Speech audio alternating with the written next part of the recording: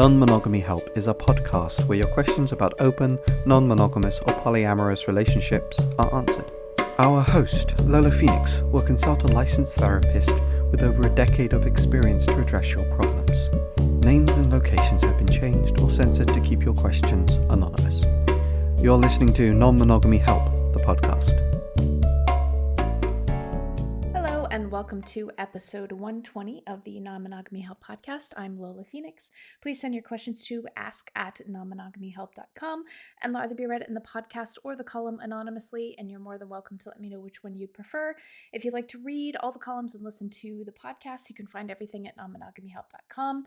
If you would like to subscribe to the email newsletter, which means you get all of the columns and the podcasts in your inbox every week, you can go to nonmonogamyhelp.com/email, and you can follow the column and the podcast on Twitter and Instagram by going to @nonmonogamyhelp. If you want to support the columns and the podcasts, I would really appreciate you becoming a patron on Patreon. Even the smallest tier of support helps me run the column and pay for all of the stuff associated with it, and it just gives me a general vote of support. Really appreciate it. You can do that by going to patreon.com/Lola Phoenix. And if you join the podcast shoutout tier, then I will, of course, with your permission, read your name at the end of the podcast. All right, let's get to this week's discussion question.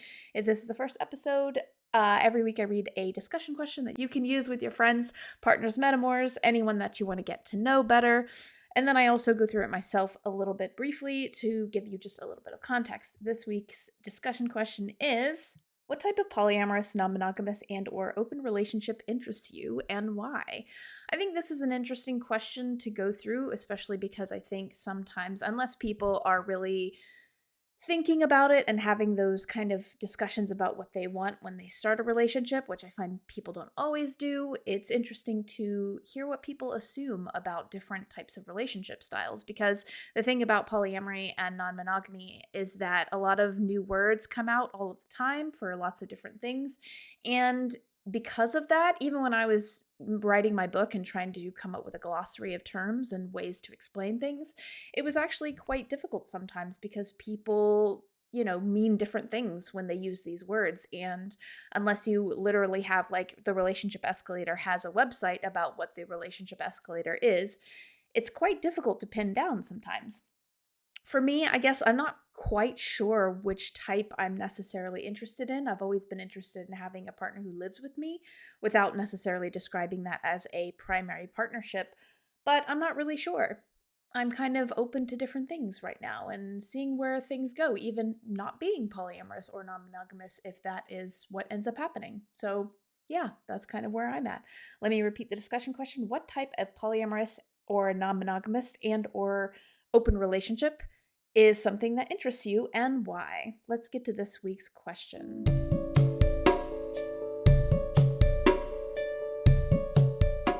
I, 28 male, and my girlfriend, 29 female, have been in a polyamorous relationship for a year and a half, and I've recently begun to feel overwhelmed by the pressure of being her only romantic partner and one of her primary sources of emotional support.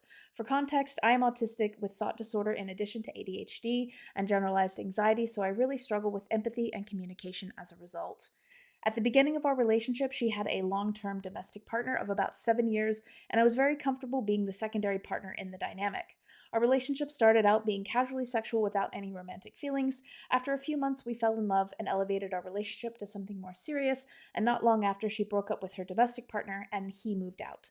Suddenly, I was the primary partner. For the majority of our relationship since then, I had no issues being her primary. We had many long conversations about my specific needs regarding communication and how I needed her to be very open about her feelings because of my disability, and I've been under the assumption that she was being honest and open about everything she needed.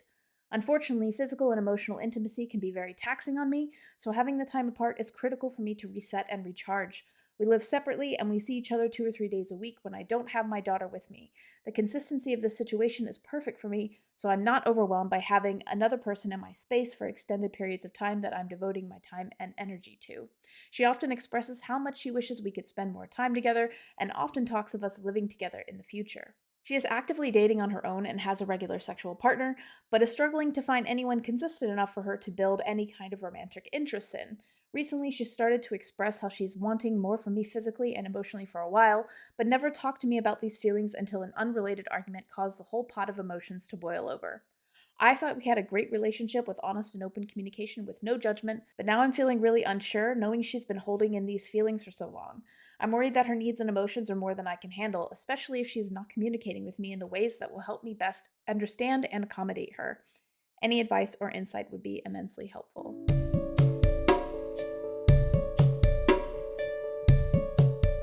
Before we get to this week's answer, I want to quickly remind you of this episode's sponsor, BetterHelp. Quite often in a lot of my columns and podcasts, I encourage people to seek a polyamory-friendly therapist, and for a lot of people looking for a therapist who may be supportive or understanding of polyamory can be impossible or out of their budget. BetterHelp allows you to find therapists online you could send messages to at any time of day, and they do offer some financial aid. You can get 10% off your first month by using the promo code Non-Monogamy Help at checkout or going to betterhelp.com/non-monogamy help. Let's get to this week's answer.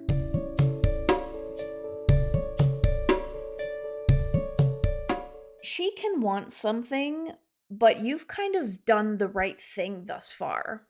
You've been extremely clear about what it is that your boundaries are, as insofar as your ability to communicate and understand things. You've been very clear about what it is that you want and don't want in a relationship, as far as I can tell. And it's not your fault if she doesn't have the same ability as you do to be honest with herself and say what it is that she wants.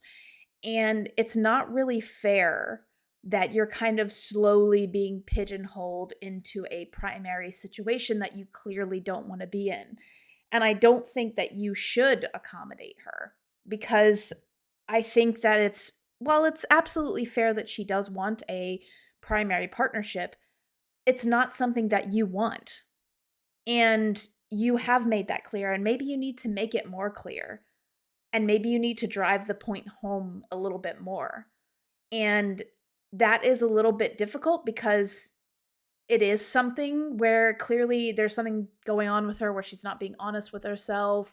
She's kind of slowly maybe she's even kind of not having so much dating success because there's something in her brain that's going, yeah, but you already have this person who you have emotions for, so why not, maybe he will become your primary at some point. Like wishful thinking, which is making her kind of sabotage herself. I don't know what's going on, but I think that you need to be super clear about what it is that you do and don't want. Like, you need to say, if she crops up and starts saying, oh, it'd be great if we move in together, you could say, that's not something that I want. I don't want to be a primary relationship with you. I want a secondary relationship. However you want to verbally express that. When things pop up where it seems like she's kind of holding on to something, which you have been very, very clear about not wanting, I think that you should repeat it. And that may sound harsh, but I feel like there's accommodating and there's enabling, and you know it may be difficult for her if she wants to have the bond and time and stuff between you grow and you don't, but at the end of the day that's not what you want. And as much as this relationship has been really good for you and you have really enjoyed it, if she is going to try and basically shoehorn you into being her primary, or like hold out this hope and wish that you're going to change your mind, then it's slowly becoming a relationship that isn't so compatible for you. And that's really crappy because it's not your fault. And you've been very clear, from what I've seen that you've written, you've been very clear about like, look, I have these communication stuff. I need this time to rest and recharge. I need this. This is what I need. I enjoy this type of relationship. And she's just kind of lost the other relationship, which sucks. And I get that she wants emotional support with that. And I get that she wants, maybe there's some of her, like her brain kind of pushing her towards you because obviously she has feelings for you. And she wants this to become her primary because that would be super easy for her. But tough. Like, it's not something that you want. It's not something that you are interested in. And maybe she kind of knows that. And that's why she's not saying anything, and she's kind of slowly hinting and slowly like trying to wear away. Like, that sounds really bad, but like slowly trying to get you to change your mind, which is like just coming from the perspective of being like on the autistic spectrum. Just maybe if you were neurotypical, you would maybe be more willing to go along with it, but that's just not something that's gonna happen. Like, it seems almost like she's wishing you were someone that you're not. You're not someone who's interested in the type of relationship that she is, and she needs to go and find that. And she may be in a difficult situation where she isn't fully fulfilled and she has some secondary partnerships and some other connections and whatever, and she doesn't have that primary connection. And that sucks. But that doesn't give her carte blanche to just shoehorn you into that position. You're not interested in that position. So I would just like reaffirm and reset your boundaries with her and sit her down and say, "Listen, we've had this kind of emotional boiling over situation and it makes me feel like you've not been quite honest with how you feel, but I need to be very honest with how I feel and I am not interested in being a primary partner. I want to live the way that I live. I do not want to move in together with you and I want my space. This is what I want. And if you want a primary partner, you need to go and find that. And I don't want to feel like I am trying to become something that I'm not. And neither one of us are going to be happy if I am going to force myself into a situation that I don't want to be in. And I will not be doing that. And you need to like reaffirm this when stuff comes up. Oh, I wish we would have more time together. I understand that you wish that, but I am happy with the amount of time that we have because this is what I need. If you need more time and more emotional support resources from people, then you need to go and find that either in a primary partner or with a therapist or something like that because I cannot give that to you. And I know that sounds really harsh, but I feel like the more you try and accommodate her, and try and understand, like, you can understand, and maybe you'll never be able to understand fully from an emotional perspective what she wants. You can be understanding without completely sacrificing the things that you actually want. And you don't actually want to be in a primary relationship. That is not something that you actually want. From what you've told me, the relationship has worked fine with you in that quote unquote secondary position. And that is what you want.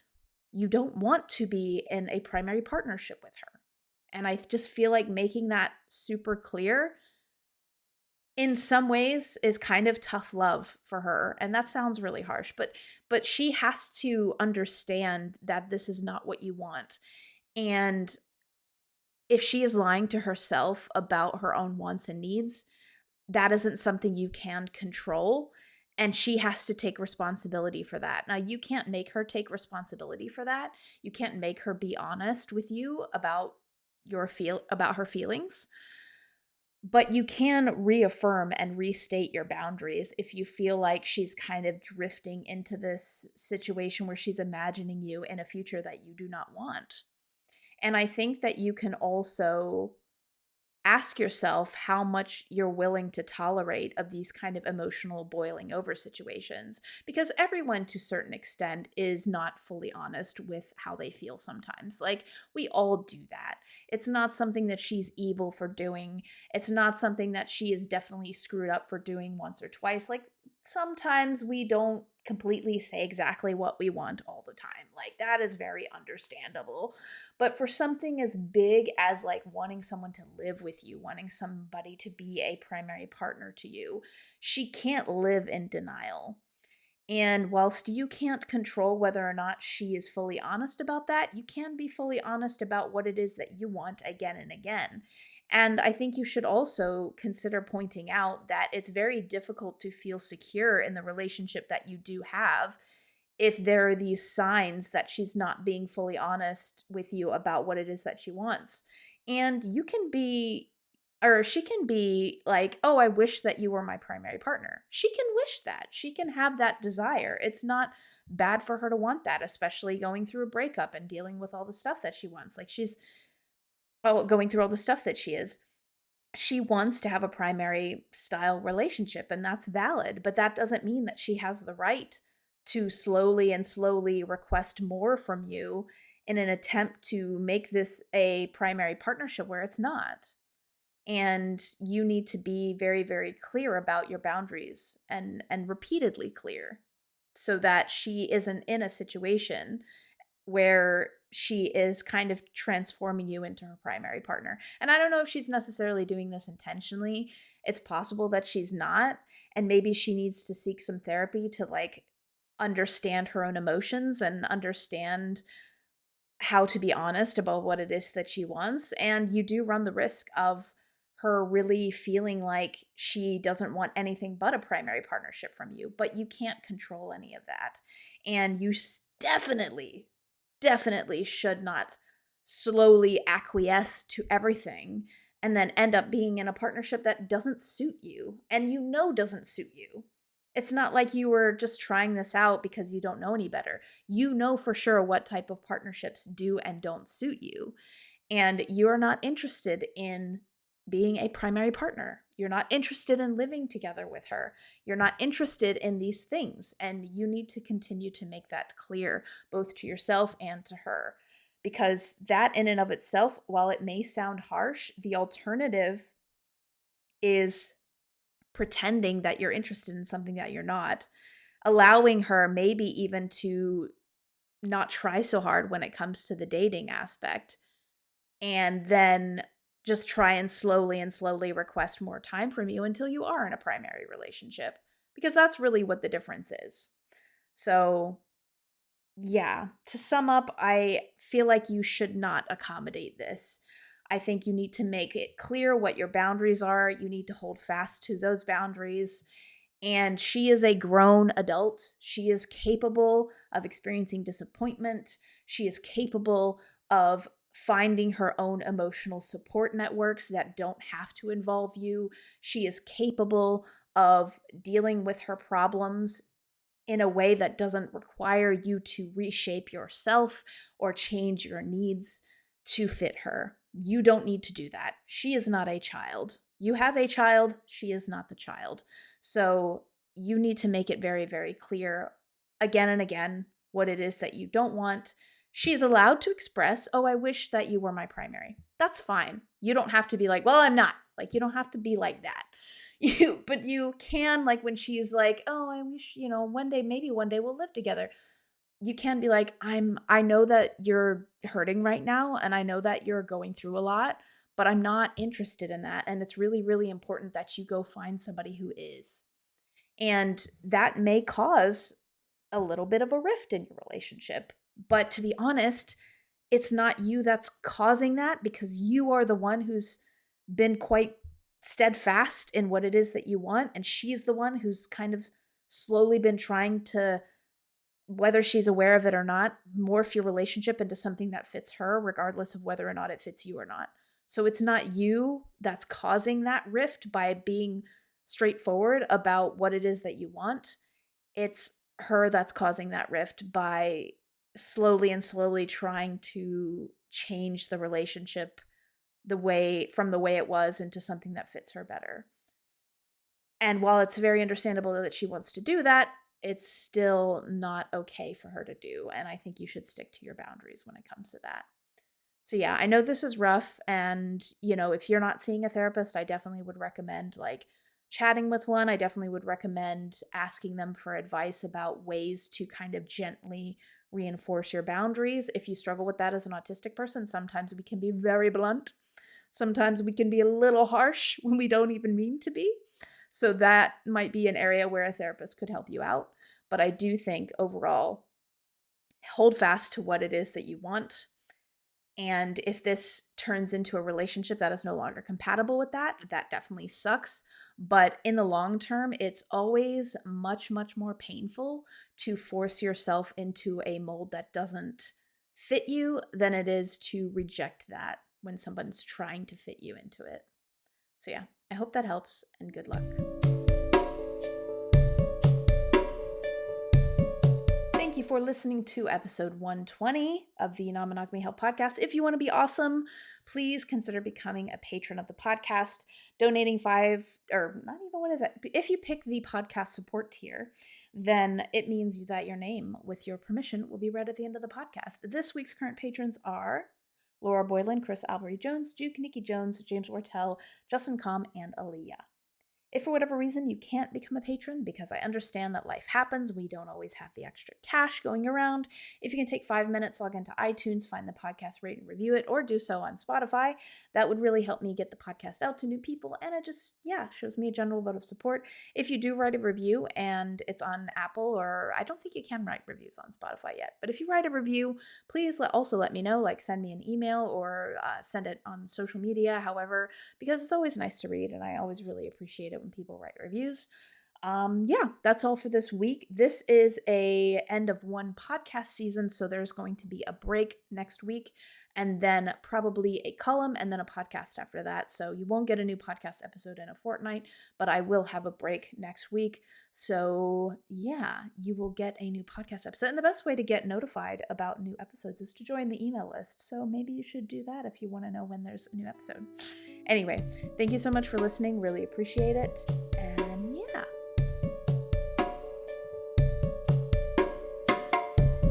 you've been listening to Non-Monogamy Help. The podcast music was done by Chris Albury-Jones at albury-jones.com. Our podcast art was done by Dom Young, and you can visit Dom's site at domduong.com. Thank you again for listening.